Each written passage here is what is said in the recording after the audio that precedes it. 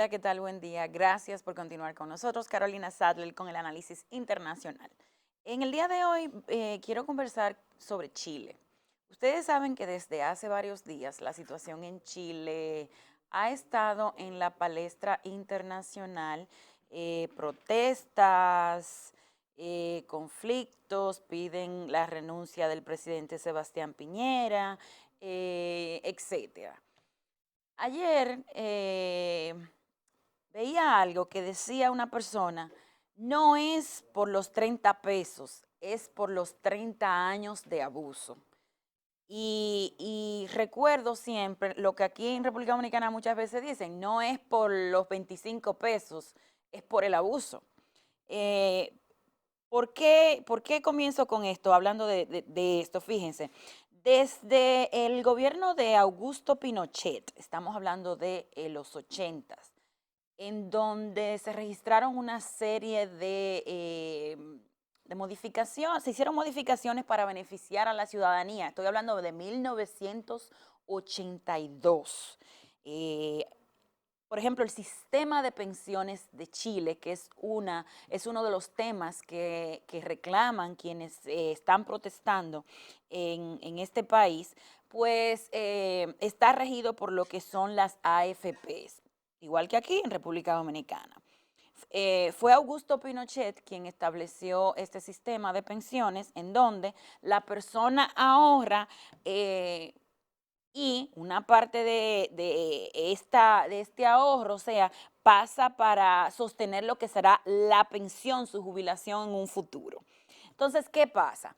Si usted hace cálculos como está el costo de la vida a nivel mundial, no es República Dominicana, no es Chile, en el mundo entero, pues lo que la persona ahorra a la hora de jubilarse no le alcanza. No es una pensión digna. Esto es uno de los reclamos de quienes protestan en Chile. Dicen que las desigualdades sociales en el país son muy grandes y que la concentración de la riqueza va solamente a un lado. Que con lo que, por ejemplo, una persona lo que va a recibir de una AFP, pues básicamente no le resulta, no puede cubrir los gastos. Entonces, esta persona que ya trabajó toda su vida tiene que recurrir a buscar otro empleo para ver si puede subsistir. Esto es una de las problemáticas que está en Chile. El 80% recibe pensiones por debajo del salario mínimo establecido en este país. Entonces, ya usted puede ver si se puede vivir de esta forma. Otra de los temas por lo que se protesta en Chile es el caso de la salud y la desprotección que tienen los ciudadanos. Por ejemplo, el 80% del ciudadano chileno va a lo que son las instalaciones gubernamentales hospitalarias, o sea, van a los hospitales públicos. El 20% utiliza lo que son los seguros privados. Pero ¿qué pasa? Quienes protestan dicen que se debe reducir la lista de espera. Y muchos aquí lo sabemos. Aquí hay hospitales, por ejemplo, donde usted va con un problema y le dicen, sí, le vamos a dar una cita dentro de 2 o 3 meses. Esto exactamente está pasando en Chile. Entonces, si usted tiene un problema grave, obviamente usted se va a morir. Y es lo que la población está reclamando. Están desprotegidos. Entonces dicen, está muy bien que el Estado diga que suple el 80% de lo que es los servicios de salud pública, pero ¿qué pasa cuando una persona tiene una emergencia y no puede recibir una atención médica inmediata? Otro de los temas, por ejemplo, en cuestiones de salud es que los servicios públicos no cuentan con hospitales especializados. Entonces, si usted tiene una enfermedad que no es común o necesita ir a chequearse ese hospital, usted tiene que pagar eso con su dinero o tiene que comprarse una póliza privada porque el público no le va a servir. Está el hecho también de que no tienen, el Servicio Público de Salud de Chile no cuenta con un plan preventivo, un plan de prevención de enfermedades. Entonces, los planes privados son bastante costosos y tienen una baja cobertura. Ese es otro de los reclamos que le hacen al presidente chileno. También está el caso del transporte público y en este caso recordemos que las protestas comenzaron justamente por el alza en lo que es el metro. Entonces, ¿qué pasa con el transporte público? A pesar de que ya varios mandatarios pasados, Bachelet, Lazos, otros, decían que el problema del transporte público se iba a solucionar con el asunto del metro, muy parecido al problema del transporte público de aquí, pues se registran largas esperas, demoras, a veces están dañados y además, de acuerdo a un estudio que se hizo en el transporte del mundo, tengo aquí el dato, Chile registra que es el noveno país del mundo en donde el costo de los pasajes son más caros en comparación con los ingresos de las personas. Entonces, imagínense cómo es, o sea, muchos presidentes, muchos candidatos se lanzan diciendo vamos a solucionar el problema del transporte, el problema de la salud, el problema de la pensión, el problema de la educación y al final ustedes saben qué es lo que pasa. Está otro de los problemas también que tiene Chile y que se quejan también quienes protestan es la privatización del agua. E igual que el asunto del sistema de pensiones, fue en el gobierno de Augusto Pinochet que se llevó a cabo la privatización del agua. Entonces, ¿qué pasa con el agua? Quienes protestan dicen que existe un código de agua que no hay sequía en Chile, sino un saqueo del agua. El agua se vende, se arrenda y obviamente las personas más necesitadas tienen que sumar también el agua a su lista de lo que tienen que comprar. El otro caso es el tema de la educación, que yo creo que es un tema que en cualquier país es una de las más grandes problemáticas. La educación, pues a pesar de que el 60% de la educación en Chile es gratuita, obviamente el otro 40% es privada. Entonces, ¿qué es lo que los estudiantes reclaman? Pues reclaman y dicen que aunque ese 60% es gubernamental, la calidad de la educación que se está brindando no es de las mejores en comparación con el 40%. Entonces, ese 40% que va a universidades o a colegios privados tiene una movilidad social más amplia en comparación con quienes estudian en instituciones gubernamentales y obviamente que reciben una educación de más baja calidad. El otro tema también que está haciendo y que tiene cansado a la ciudadanía es el abuso de poder y la corrupción. Si ustedes recuerdan, en el gobierno de Michelle Bachelet ya habían un escándalo en el que estuvo involucrado uno de sus hijos justamente por un asunto de evasión de impuestos y colusiones entre empresas, etcétera. Pero la población también reclama justamente eso, que hay una impunidad muy grande y que los abusos, la corrupción no tienen límite. O sea, se habla de el ejército. Por ejemplo, se dice que hay malversación, ha habido malversación de fondos en lo que es el ejército chileno.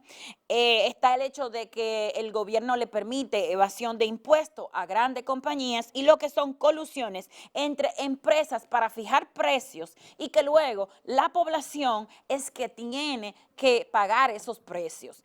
Y obviamente las autoridades no hacen absolutamente nada. Entonces, hay un descrédito en las autoridades gubernamentales.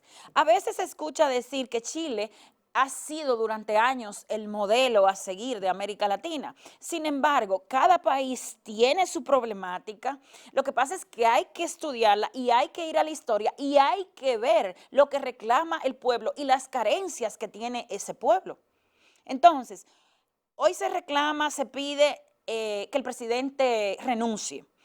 Hoy, en el día de ayer, el presidente pidió disculpas y dijo que sí, que se va a hacer una evaluación de toda la problemática, pero no había que llegar a los 18 muertos. No había que llegar ahí para comenzar a hacer cambios, sobre todo porque este presidente no tiene mucho tiempo. No recuerdo exactamente cuándo fue que asumió el poder, pero si no me equivoco fue el año pasado. Entonces, promesas que hizo durante la campaña, hoy se ve la problemática que tiene es justamente por el hecho de que no había comenzado a cumplir las promesas y por el descuido en lo que es las carencias sociales que tiene el pueblo chileno. Eso es lo que pasa con Chile. Otro país en América Latina que está convulso, que tiene muchos problemas, es Bolivia. Ustedes saben que el presidente Evo Morales ha estado en el poder ya durante 4 mandatos. Pues la convulsión social se ha desatado. En el día de hoy se esperan más protestas, más indignación, más rabia, pues se terminó lo que es el conteo de los votos, en donde se acusa que hubo una manipulación informática. Miren qué casualidad, muy parecido a lo que aquí se ha estado hablando de la manipulación informática. Pues en Bolivia se dice que ocurrió esto y que aunque el presidente Evo Morales se ha declarado el ganador de las elecciones, pues la oposición ha dicho que esta manipulación informática ha creado una problemática y que ha violado la voluntad popular. Muchos, de hecho, creen que es así. Se espera el informe final de la OEA.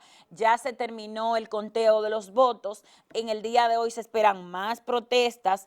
Sin embargo, el gobierno oficial de Evo Morales dice que siempre ha tenido el respaldo de lo que son los votos rurales. Eso es verdad. Recordemos que Bolivia tiene una gran población indígena, y también los productores de coca, quienes han sido grandes beneficiarios de las políticas del presidente Morales. Vamos a ver, la oposición ha pedido un paro indefinido y sobre todo en el área de Santa Cruz, que es el mayor polo económico de Bolivia. Vamos a ver qué va a pasar, pero de por sí les puedo decir que en el día de hoy se van a registrar violentas protestas en este país. Señores, en el día de ayer en Reino Unido se encontró un camión con 39 personas muertas. Ya en el día de hoy las autoridades han dicho que son ciudadanos de la República China. Esto es penoso. Lamentablemente se dice que el camión entró por Bélgica, llegó a Reino Unido, estaban en una especie de freezer a 25 grados bajo cero, y obviamente ustedes pueden entender que estas personas perdieron la vida.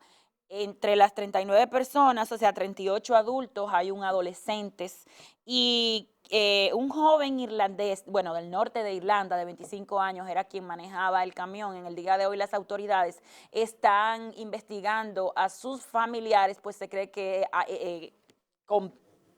conforman una red de tráfico de personas. Esto es bastante penoso. Ya en el año 2000 se registró la más alta tasa de muertes de ciudadanos traficados de esta forma. Fueron 58 ciudadanos chinos justamente quienes perdieron la vida también en un freezer. Esto es penoso.